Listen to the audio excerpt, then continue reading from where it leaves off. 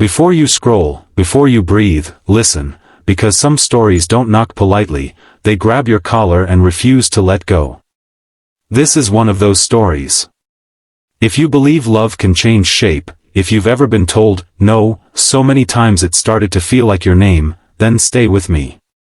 And if this story touches you even a little, don't forget to like the video and subscribe to the channel, because stories like this deserve to be shared with people who still believe in second chances.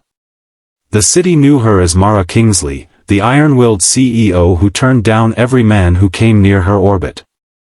Magazine covers called her untouchable, boardrooms whispered her name with fear and respect, and dating columns speculated endlessly about why she never stayed with anyone longer than a dinner. What they didn't know was that Mara had learned early how quickly love could become a liability. She'd grown up watching her mother bend and break for a man who promised safety and delivered chaos.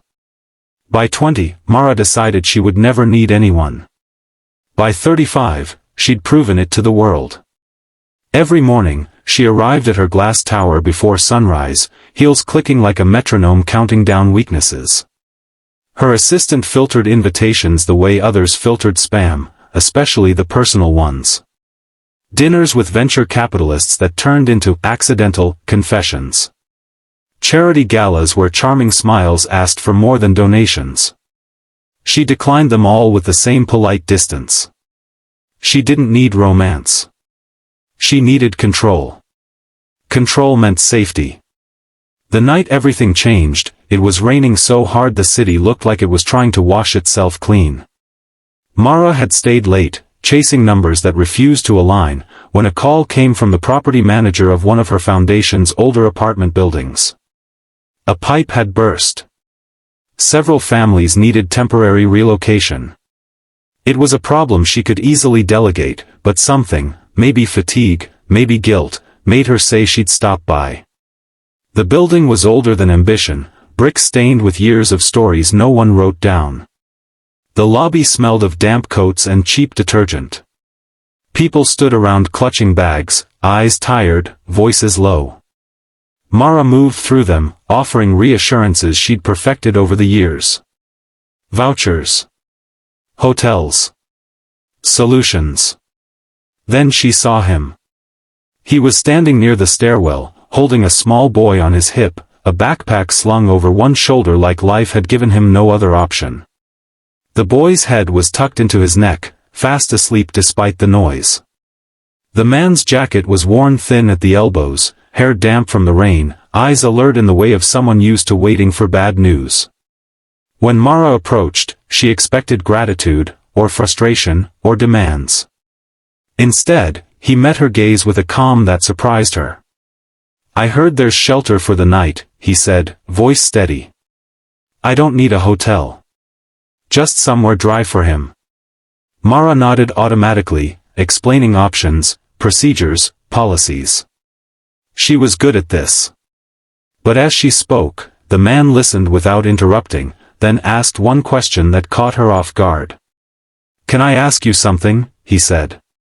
She raised an eyebrow. People didn't usually ask her questions that weren't about money.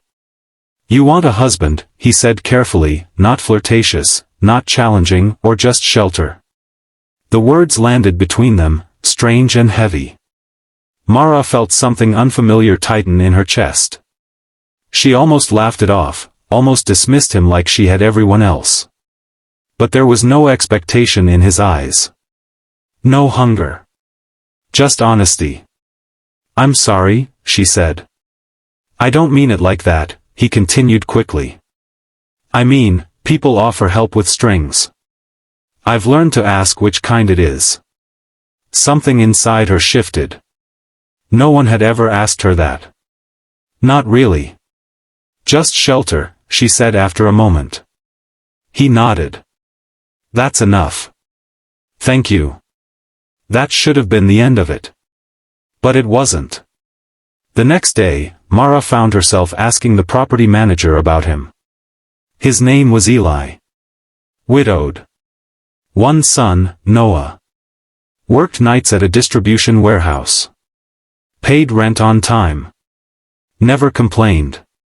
When the building repairs dragged on, Mara authorized temporary housing in one of the foundation-owned townhouses, normally reserved for short-term staff relocations. She told herself it was practical. Efficient. When she went to inspect the townhouse, Eli was there, unpacking with Noah, who was lining toy cars along the windowsill.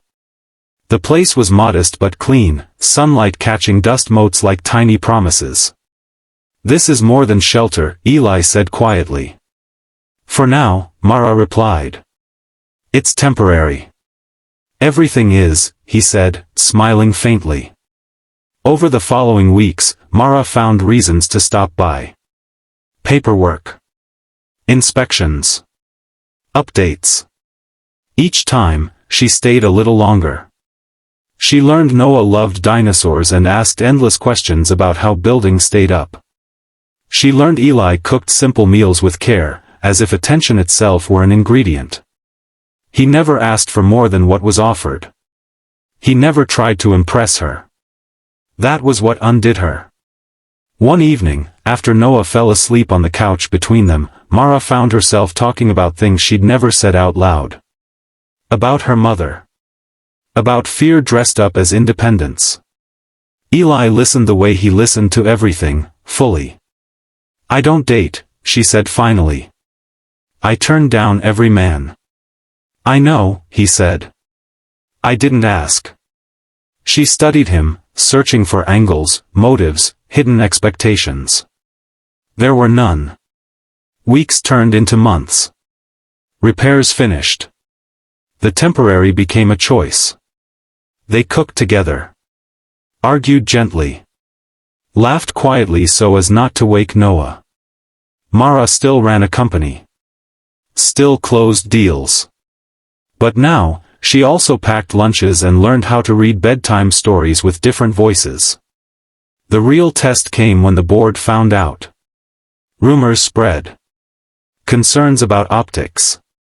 A CEO involved with a tenant. A single father. They advised distance. Discretion. Separation. For the first time in her career, Mara didn't immediately comply. She went home that night to find Eli sitting at the table, a letter from the foundation in his hands. He looked up, resigned. "I understand if this is where it ends," he said. "You gave us shelter. That's already more than." She interrupted him, heart pounding.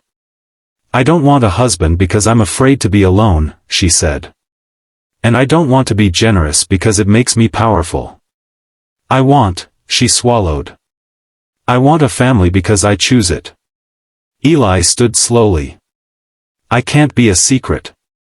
"You won't be," she said. "You'll be my partner. Or nothing." Silence stretched, fragile and real. Then Noah padded in, rubbing his eyes. "Are we okay?" he asked. Mara knelt, meeting his gaze. "We are." They didn't marry quickly. They didn't rush the story into something neat. But they built something honest. Mara restructured policies to avoid conflicts, stepped back when needed, stepped forward when it mattered. The media eventually lost interest. The city didn't. People noticed a change. Not weakness. Warmth. Years later, when asked in an interview why she finally said yes, Mara smiled. "He didn't ask for more than shelter," she said. "And in doing that, he gave me a home." If this story reminded you that love doesn't always arrive asking to be chosen, sometimes it just asks to be understood, then like the video, subscribe to the channel, and share it with someone who might need to hear it. Because the right people don't demand your walls come down. They wait until you invite them inside.